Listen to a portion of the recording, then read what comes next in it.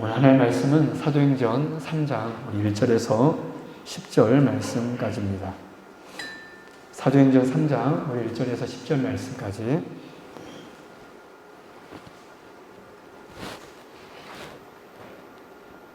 우리 같이 합독하도록 하겠습니다. 사도행전 3장 우리 1절에서 10절 말씀 같이 합독합니다. 시작. 제9시 기도 시간에 베드로와 요한이 성전에 올라갈 때 나면서 못 걷게 된 이를 사람들이 메고 오니 이는 성전에 들어가는 사람들에게 구걸하기 위하여 날마다 미문이라는 성전문에 두는지라.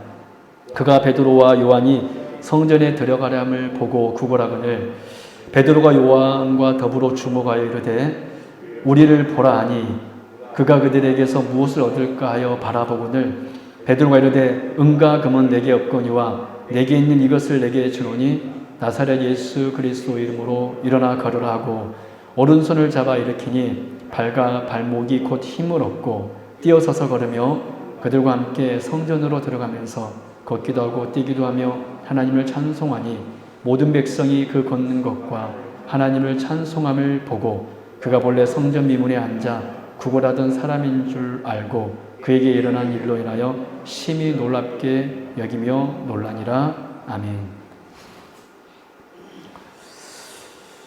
오늘 오신 우리 여러분들을 진심으로 환영하고 축복합니다.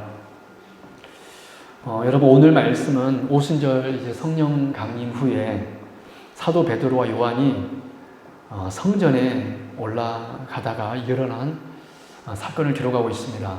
오늘 본문에 보면 그들이 성전으로 올라간 시각이 제9시 기도 시간이라고 했는데 여러분 성경에서 9시, 6시, 3시 이렇게 나오면 오늘날 시간을 알기 위해서는 이 제9시라는 것은 오늘날 시간이 9시가 아니라 항상 더하기 6을 하면 오늘날 시간입니다. 그럼 제3시는 오늘날 시간 몇 시입니까? 오전 9시. 제9시 하면 오늘날 시간 하면 몇 시입니까? 더하기 6이니까 15시니까 오후 3시.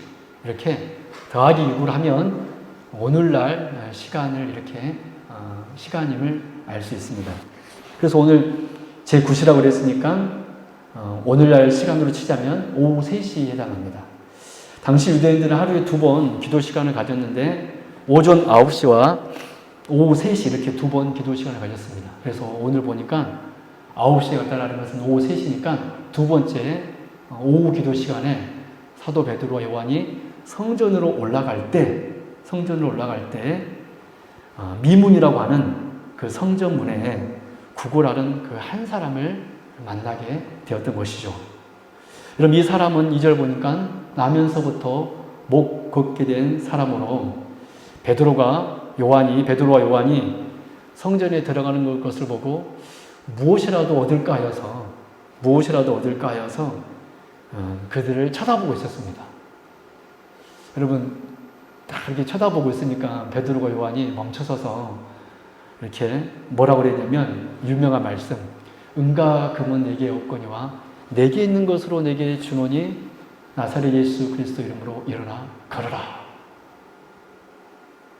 은과 금은 내게 없거니와 내게 있는 것으로 내게 주노니 나사렛 예수 그리스도 이름으로 일어나 걸어라 하니까 여러분 어떤 역사가 일어났습니까? 그가 일어나서 걷기도 하고 뛰기도 하는 역사가 이렇게 일어났습니다. 정말 놀라운 일이 일어난 거죠. 그런데 더 놀라운 것은 여러분 이 사건이 초대교회가 세워지고 일어난 첫 번째 기적의 사건이라는 것입니다. 그래서 오늘은 통상 그냥 안진뱅이라고 하겠습니다. 나면서부터 못 걷게 된 자 하면 너무 기니까 옛날 성경에서는 안진뱅이라고 이렇게 기록되어 있었는데 요즘에는 이제 번역하신 신학자들이 안진뱅이 하니까 뭔가 이렇게 좀 그런 것 같아서 나면서부터 못 걷게 된 자 이렇게 좀 더 지역에서 이렇게 번역이 되어 있더라고요. 그냥 이렇게 안진뱅이라고 이렇게 이야기하겠습니다. 그래서 오늘은 초대교회가 세워지고 첫 번째 기적인 이 안진뱅이 사건의 참 의미라는 제목으로 말씀을 나눌 텐데 이 말씀을 통해서 하나님께서 우리에게 주시려는 그 교훈을 우리가 깊이 생각하여서 이 말씀을 통하여서 우리가 나아가야 될 방향이 무엇인지 우리가 다시 한번 세우고 또 그렇게 나아가는 저와 여러분 되시기를 진심으로 바랍니다. 크게 세 가지 주제로 말씀을 나누겠습니다. 첫 번째로는 먼저 이 사람이 어떤 사람이었는지 우리 한번 살펴보도록 하겠습니다. 과연 이 사람이 어떤 사람이었길래 초대교회 역사에서 첫 번째 기적이 바로 이 사람이었는가? 여러분 오늘 본문 2절 말씀 한번 볼까요? 본문 2절에서는 이 사람이 어떤 사람인지 기록되어 있습니다. 같이 한번 읽겠습니다. 시작.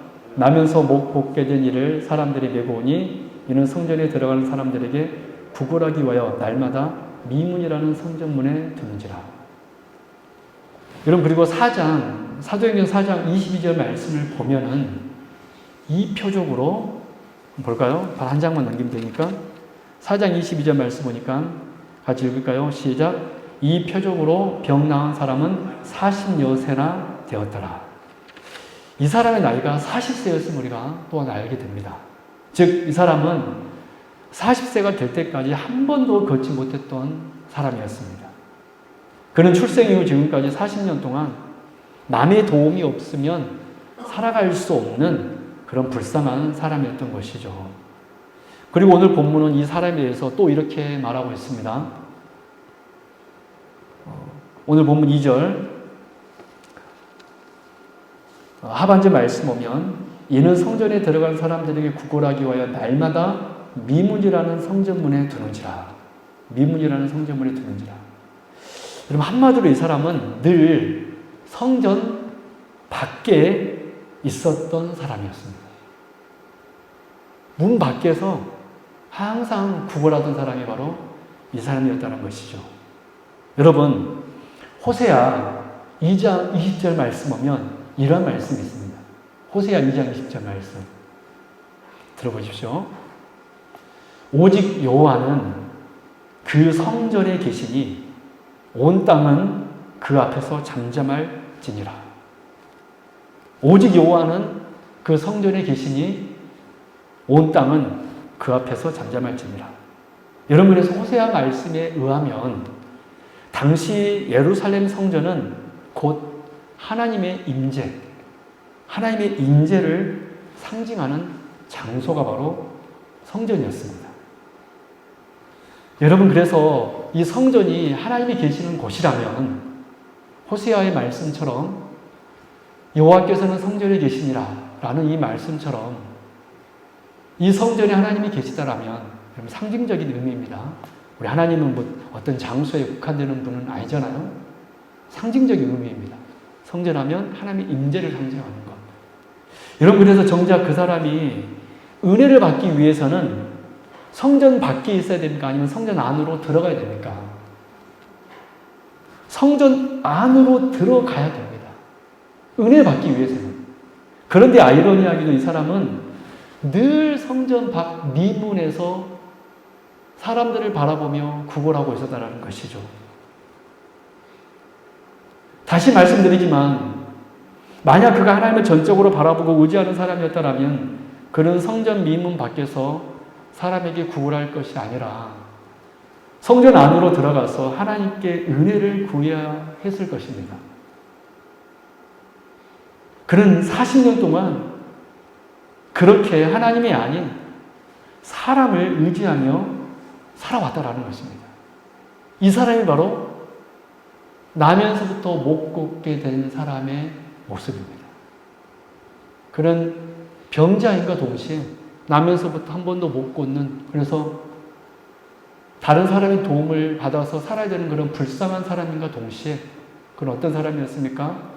하나님이 아니라 사람만을 바라보며 오늘 본문에서 보니까 베드로 요한이 성전 미문으로 지나가니까 베드로 요한을 쳐다보는, 그래서 무엇을 얻을까 기대하면서 쳐다보는 사람.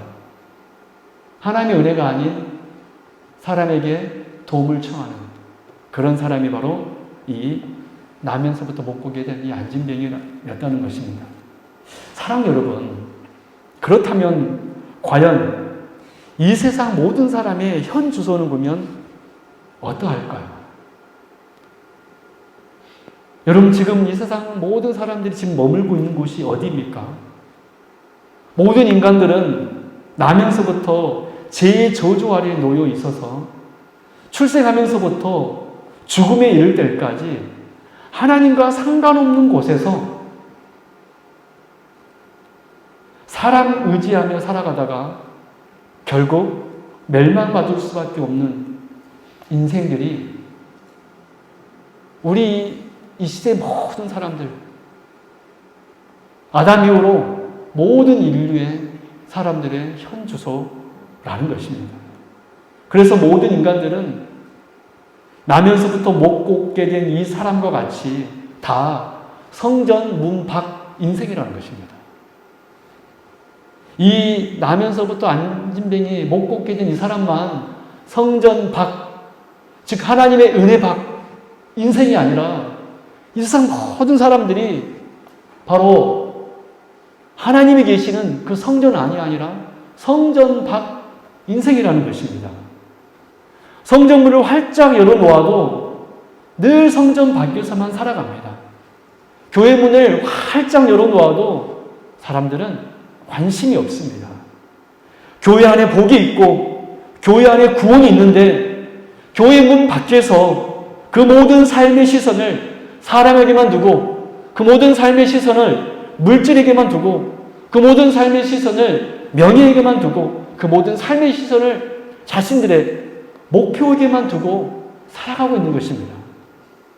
마치 오늘 본문의 이 병자처럼 지나가는 사람들만을 쳐다보며 하루를 살아가고 있는 이 병자처럼 이 세상 모든 사람들은 그렇게 사람만 쳐다보다가 사람만 의지하며 오늘을 살아가고 있다라는 사실입니다.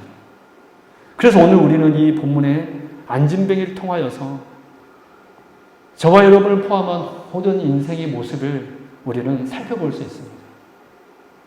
여러분, 그래서 이 나면서부터 못 꽂게 된 자는 바로 이 세상 사람들의 모습입니다.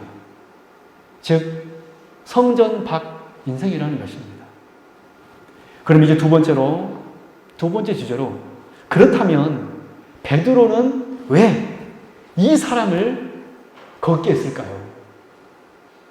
즉 성경은 왜 하필, 이 사도행전은 왜 하필 이 사건을 오순절 직후에 첫 번째 사건으로 이 사람을 일으켜내는 것입니다.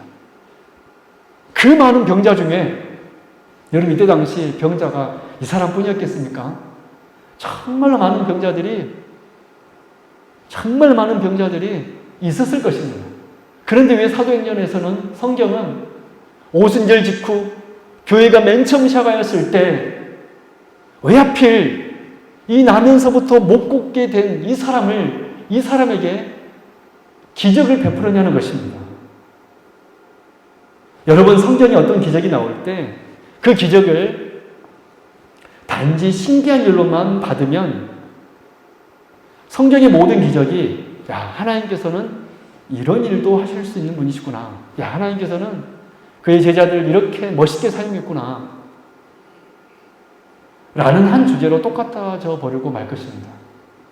또는 이 기적을 또 겪은 사람 관점에서, 즉 이 나면서부터 안진뱅이 이 사람 관점에서 또 생각하더라도 삶의 큰 문제를 하나 해결한 것 외에는 우리가 이 사건을 보면서, 야, 그래, 예수 그리스도 이름으로, 야, 이 사람이 정말 그 40년 동안 그 고통이었던 꿈에도 소원인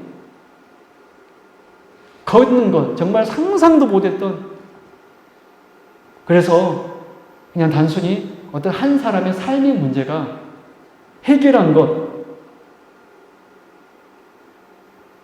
이것으로만 이 사건을 해석해 버린다면, 이런 모든 기적의 사건이 그 사람 관점에서 해석해 버린다면, 야, 하나님께서는 이렇게 각자의 우리의 문제를 해결하신 분이시다 라는 걸로만 해석이 되어져 버릴 것입니다. 물론 그러한 것으로도 해석할 수 있겠죠. 그러나 단순히 성경을 그렇게 단순하게만 해석해 버리면 정말로 쉽고 편하겠지만 절대 그렇지가 않다라는 것입니다. 그럼 저도 설교를 준비할 때 왜 하나님께서는 이 사건을 가장 첫 번째 사건으로 이 기적을 베푸셨을까? 여러분 정말 한 사람의 문제를 하나님께서 해결해 주셨구나.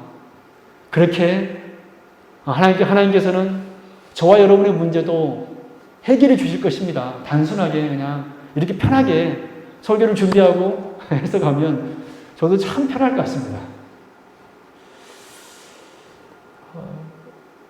하지만 여러분 성경에 기록된 사건 하나하나가 사실은 그렇게 단순하지가 않다라는 것입니다. 그렇지 않습니까?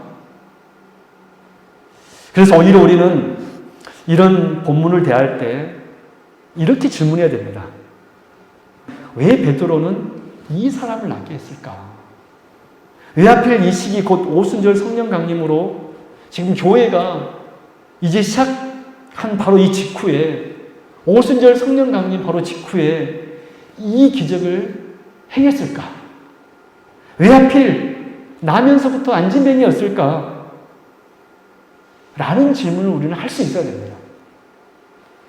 왜냐하면 이 질문에 대한 대답을 알아야지만이 왜 사도들이 하필 그때 그 사람을 낫게 했는지 그 이유도 알게 될 것이고, 이것을 알아야 이 사건을 통한 우리를 향한 하나님의 분명한 메시지를 알 수 있고, 이 사건을 오늘 우리들에게도 적용할 수 있기 때문에 그렇습니다.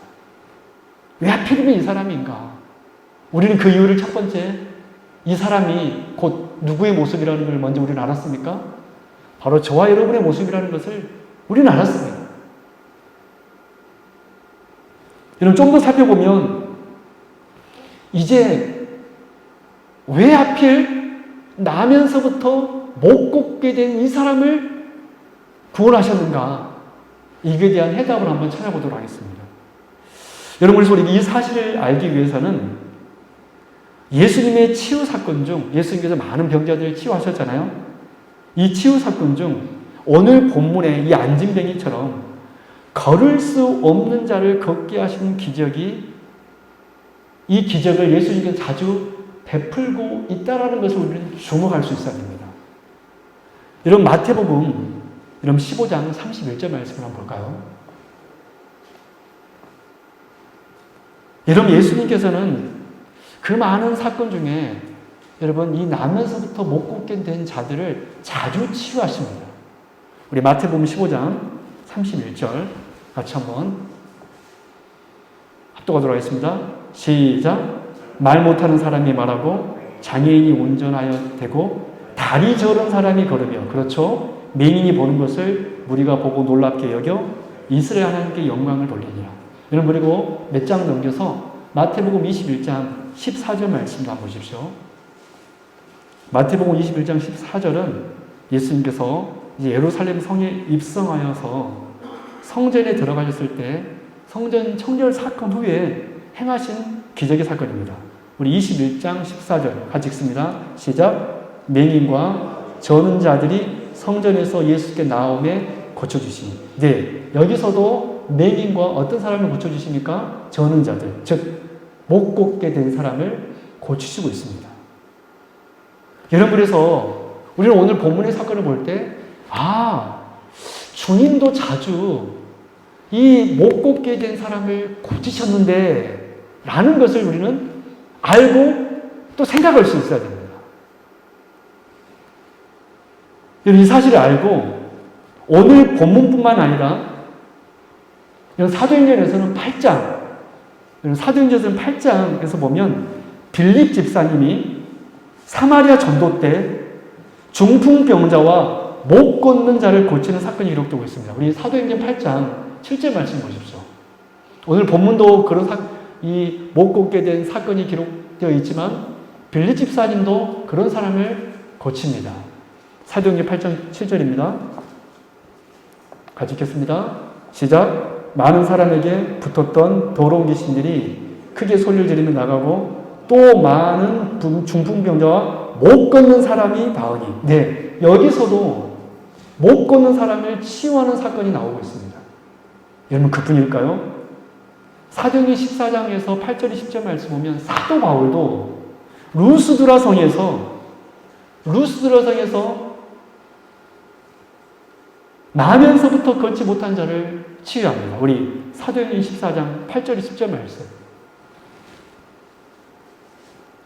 같이 한번 볼까요?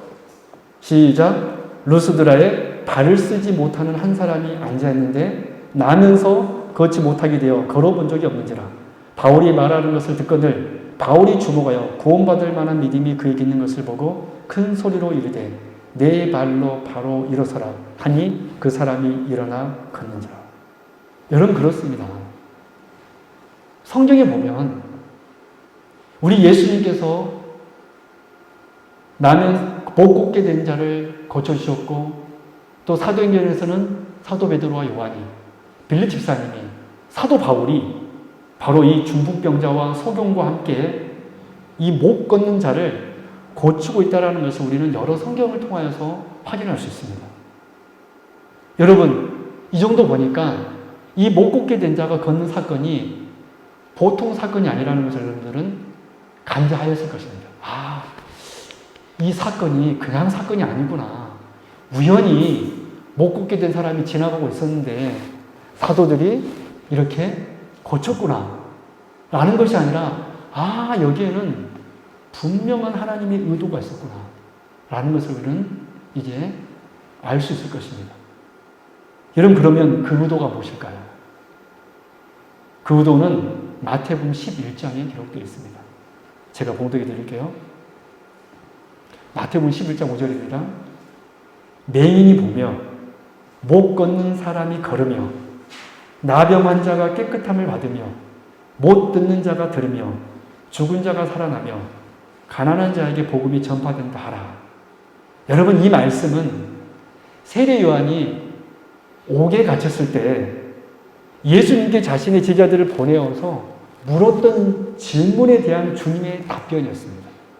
여러분 세례 요한이 자신들의 제자들을 예수님께 보내어 예수님께 뭐라고 물었습니까? 마태복음 11장 3절에 보면 이렇게 질문합니다. 오실 그이가 당신입니까? 세례 요한이 이때 잠깐 의심이 들었던 것 같습니다. 오실 그이가 당신입니까? 즉 당신이 메시아가 맞습니까? 내가 다른 사람을 기다릴까요? 참 역시 세례 요한도 사람인지라 확신하고 있었지만 이때 잠깐 그래서 자기 제자들 보내어서 당신이 메시아가 지금 맞는 걸로 알고 있는데 맞죠? 다시 한번 이렇게 감옥에 갇히면서 확인하고 싶었던 것 같아요. 이 질문에 예수님께서 했던 대답이 바로 아까 제가 읽어드렸던 맹인이 보며 못 걷는 사람이 걸으며 복음이 전파된다 하라. 여러분 즉 세례 요한의 질문에 대한 예수님의 질문의 대답은 무엇입니까? 세례 요한아, 구약에 예언된 메시아는 걸을 수 없는 자를 일으키는 사람인데 내가 지금 그 일을 행하고 있다. 그러니 내가 누구에게 이겠느냐라는 대답이었습니다. 그 마태복음 11장 5절. 무슨 말씀인지 알겠죠? 실제로 여러분 선지자들이 오실 메시아에 대해서 어떻게 예언하였습니까? 이사야 35장 5절에서 6절 말씀 보니까 이사야가 이렇게 오실 구원자에 대해서 그리스도에 대해서 메시아에 대해서 이렇게 예언합니다. 그때에 메시아가 반드시 오게 될 때인데 메시아가 오면 그때에 맹인의 눈이 밝을 것이며 그래서 여러분 예수님은 소경을 치유하십니다. 못 듣는 사람이 귀가 열릴 것이며 그래서 예수님께서는 못 듣는 사람을 듣게 만드십니다. 왜? 예수님이 메시아라는 것이에요. 그리고 그때에 저는 자는 사슴같이 뛸 것이며 할렐루야. 저는 자는 사슴같이 뛸 것이며 말 못하는 자의 혀는 노래 아니니 이는 광야에서 물이 솟겠고 사막에서 시내가 흐를 것입니다. 한마디로 소경이 눈을 뜨고 기머거리가 듣게 되고 저는 자가 일어나는 기적은 단순히 한 개인이 병을 고침받아서 그의 삶의 문제를 해결받는 그런 단순한 어떤 한 사람의 역사가 아니라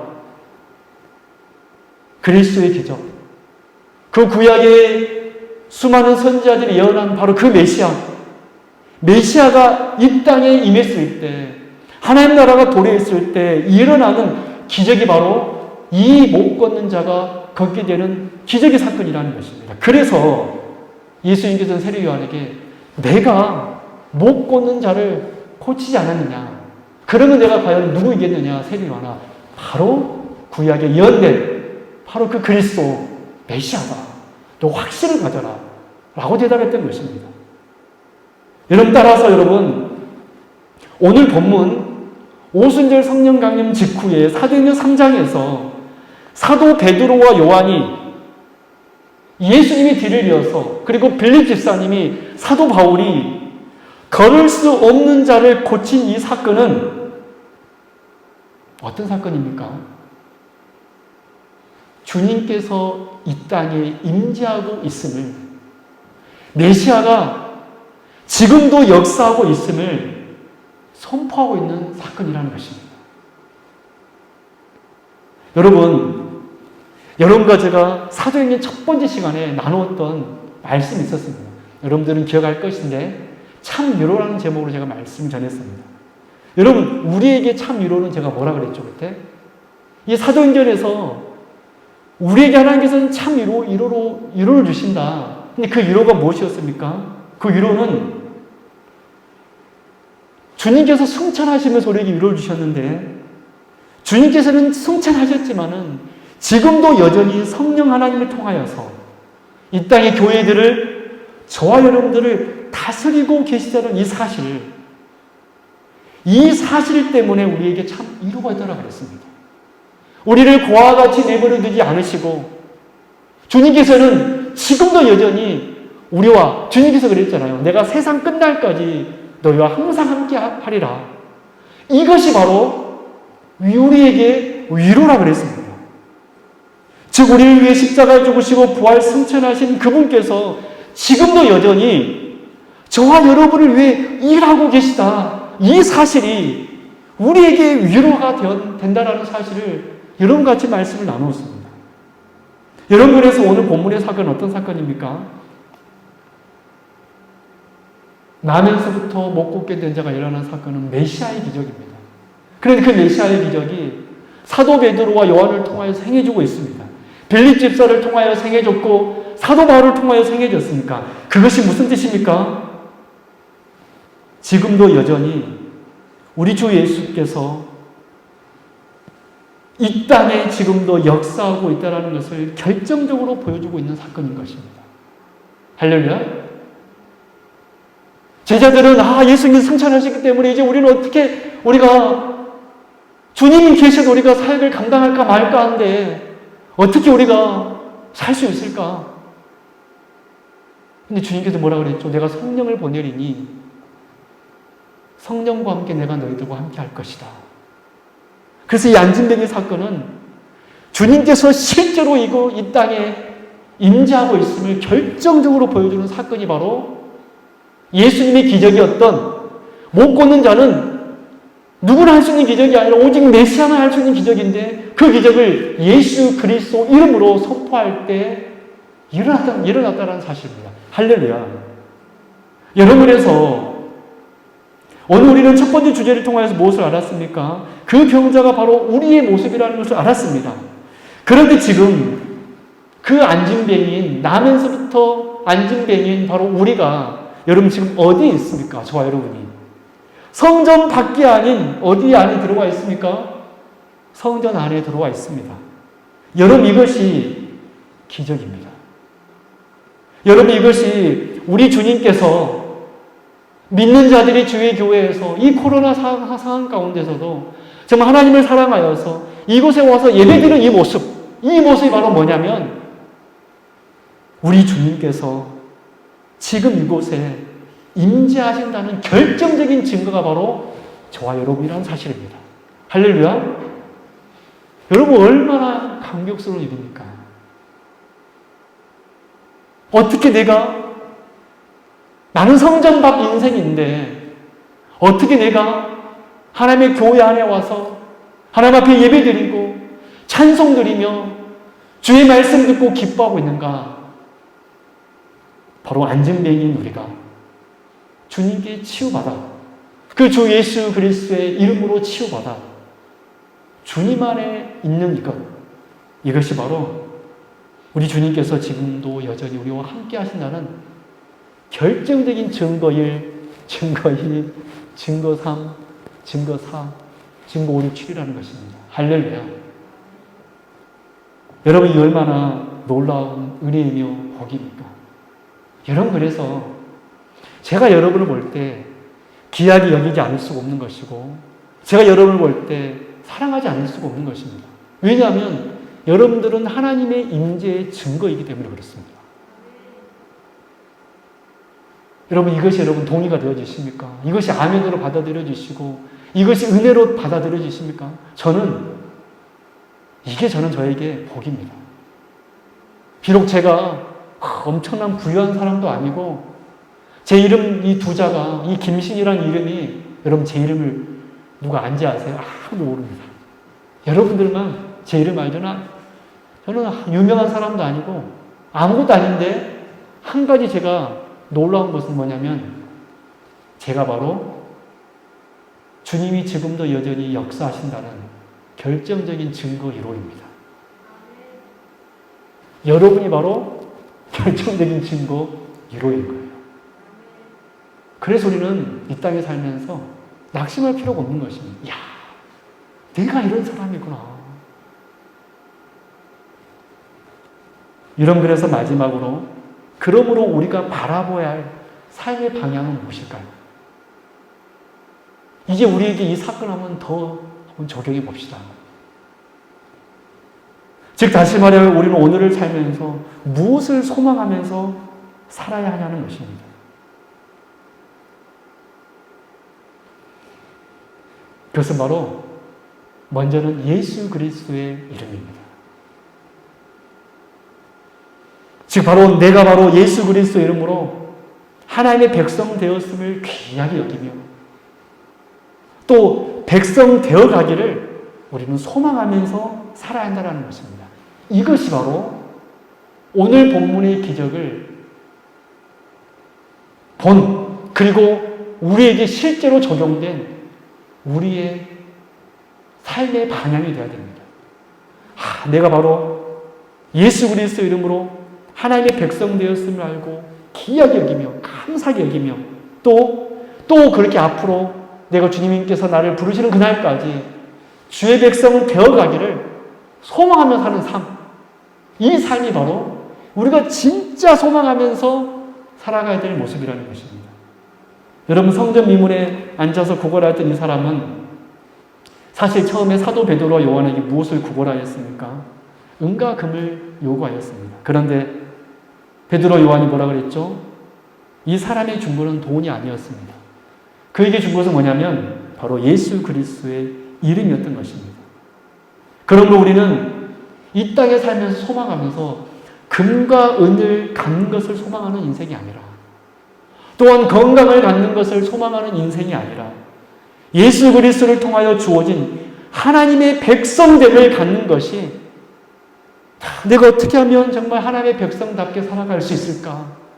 이것이 우리의 소망이 되고 소원이 되어야 된다는 사실입니다.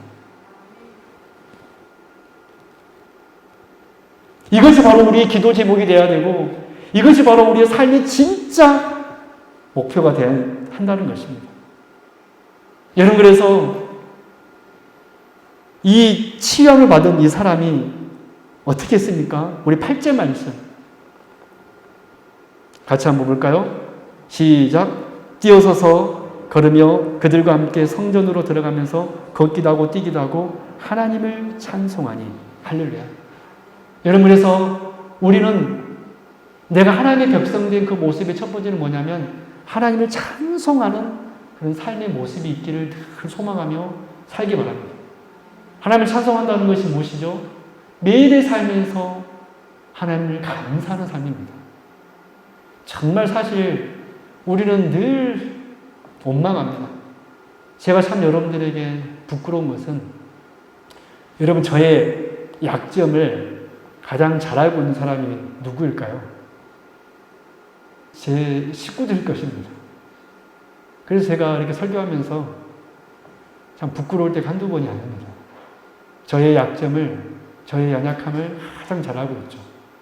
여러분 앞에서는 제가 폼 잡고 목사인 체 하면서 그렇게 할 수 있습니다. 의로운 체 할 수도 있고 할 수 있습니다. 제 모습을 숨길 수 있습니다. 그러나 제 모습을 가장 잘하는 사람들은 제 자녀들일 것이고 제 아내일 것입니다. 그래서 참으로 때로는 참 부끄럽습니다. 그러나 그럼에도 불구하고 저는 그래도 이 삶을 소원합니다. 하나님, 또 넘어지고 또 넘어지더라도 하나님을 찬송하는 삶이 되게 하여 주옵소서. 하나님께 감사하는 삶이 되게 하여 주옵소서. 여러분, 이것이 바로 주의 임재를 경험한, 주님께 치유받은 저와 여러분의 삶의 방향이라는 것입니다. 어떤 순간 속에 하나님께 감사하며, 하나님, 나는 늘 분노하는 사람입니다. 나는 늘 투정하는 사람입니다. 나는 늘 염려하는 사람입니다. 하나님, 저에게 주님을 찬송하는 힘을 주옵소서. 라고 우리가 그렇게 기도하며 나아가는 것이 우리의 삶의 소망이 되기 바랍니다. 그리고 마지막 두 번째로, 저는 우리의 삶이 팔복의 삶이 되기를 바랍니다. 어떤 삶입니까? 내 마음이 진정 하나님으로 말미암아 가난한가? 우리는 늘 이 질문해야 됩니다. 내 마음이 진정 하나님으로 말미암아 가난한가? 즉 하나님이 내 마음에 없으면 가난함을 가난하게 여겨야 됩니다. 세상의 물질로, 명예로, 어떤 것으로 만족하는 인생이 아니라 내 마음이 하나님으로 인하여서 가난한가? 두 번째로는 내 삶은 진실로 하나님 없음으로 인하여서 애통하고 있는가? 내 삶은 정말 하나님 없음으로 애통하는 자는 복이 있다 그랬잖아요. 내 삶은 진정 하나님 없음으로 인하여서 슬퍼하고 있는가? 이것이 바로 우리가 소망해야 될 또한 삶입니다. 세 번째로, 나는 세상의 권력과 또 세상의 어떤 모욕들 가운데 상심하더라도 한가하지 않는 사람인가? 그 사람과 싸우지 않는 사람인가? 우리는 절대 싸우는 사람이 되어서는 안 됩니다. 혹 세상의 권력이, 또 어떤 사람이 나를 모욕할지라도 조용히 정말 그 사람을, 나도 그런 들보가 있음을 알고 티가 있음을 알고 오히려 한가하지 않는 사람인가? 또 그러면서 나는 이 땅의 것이 아니라 하나님의 의에 줄이고 목말랐는가? 늘 하나님의 말씀에 목말라 있고 하나님의 사랑에 목말라 있는가? 의에 줄이고 목마른 사람은 복이 있나니 그랬잖아요.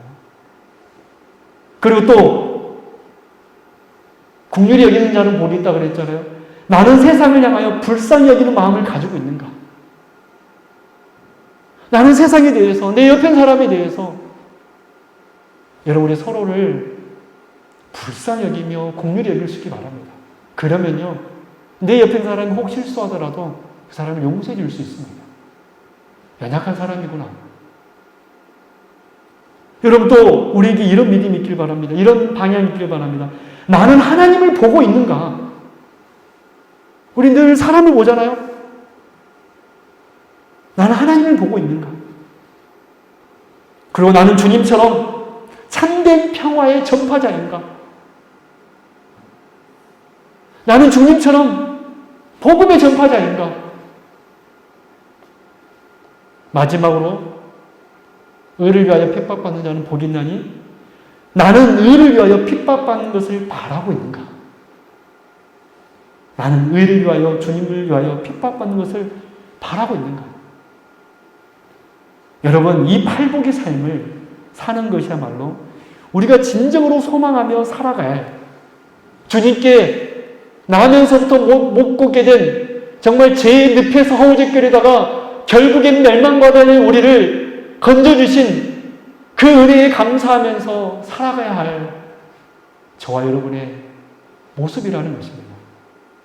여러분, 이 모습이 바로 우리가 소망하며 살아가는 저와 여러분들의 모습이 되기를 진심으로 바랍니다. 여러분, 말씀 맺도록 하겠습니다. 성도 여러분, 오늘 우리는 나면서부터 못 걷게 된 사람을 보았습니다. 우리는 이 사람을 통하여 바로 절망을 향하여 걸어가고 있는 성전 밖 인생인 모든 인류의 모습을 보았습니다.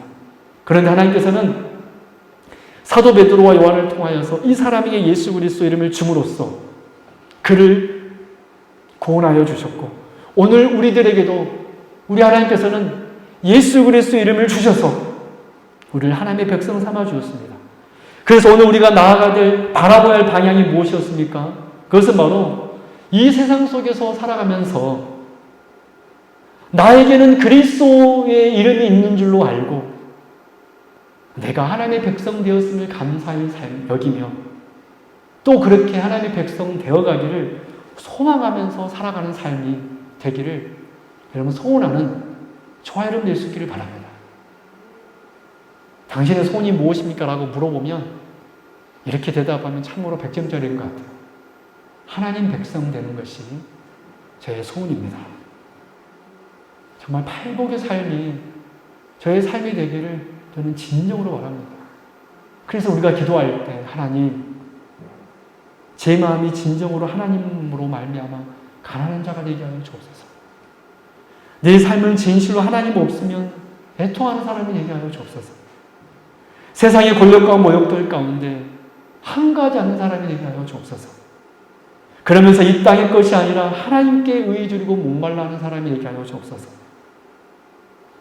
세상을 향하여 불쌍히 여기는 마음을 가지고 살게 하여 주옵소서. 늘 세상의 사람이 아니라 하나님을 바라보는 제가 되게 하여 주옵소서. 주님처럼 복음을 증거하는 증거자가 되게 하여 주옵시고 의를 위하여 핍박받기를 원하는 삶이 되게 하여 주옵소서. 이것이 우리의 기도 제목이 되고 그렇게 우리의 삶을, 이 팔복의 삶을 추구하며 살아갈 때 하나님께서는 우리를 정말 존귀한 백성으로 만들어가 계실 것입니다. 그래서 사도 바울이 했던 고백, 내가 달려가기를 다 마쳤나니 하나님께 나를 이렇게 정말 존귀하게 해주셨다, 이렇게 고백하면서 주님의 품에 안길 것입니다. 그런 은혜가 있기를 주님의 이름으로 축원합니다. 기도하겠습니다. 하나님 아버지 감사합니다.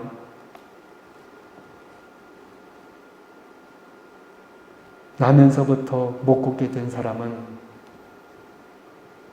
베드로와 요한에게 무엇을 얻을까요? 그를 쳐다보았습니다.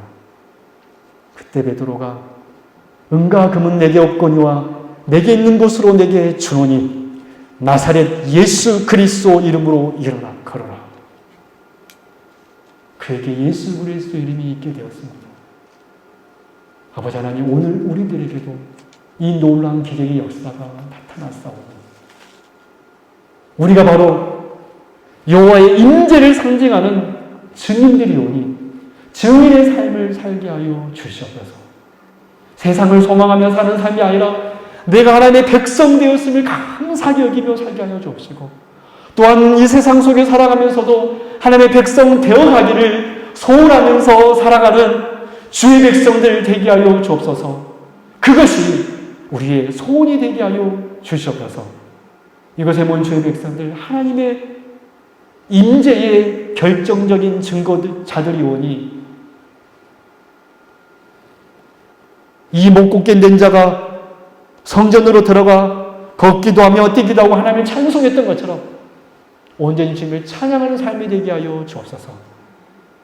우리 성도님의 가정을 돌봐 주옵시고 그 모든 식구들이 주 예수 그리스도 안에서 하나님의 백성 되는 놀라운 은혜와 역사 있게 하여 주옵소서. 이제 또 밤에 돌아갑니다. 하나님, 또 밤에 주무실 때 우리 성도님 편안한 마음을 허락해 주시고 아침에 일어나서는 주님이 주신 힘으로 하루를 기동하며 존재하며 살아갈 수 있는 귀한 우리 주의 백성들 되게 하여 주옵소서. 감사드리며 거룩하신 우리 주 예수 그리스도 이름으로 간절히 기도드리옵나이다. 아멘.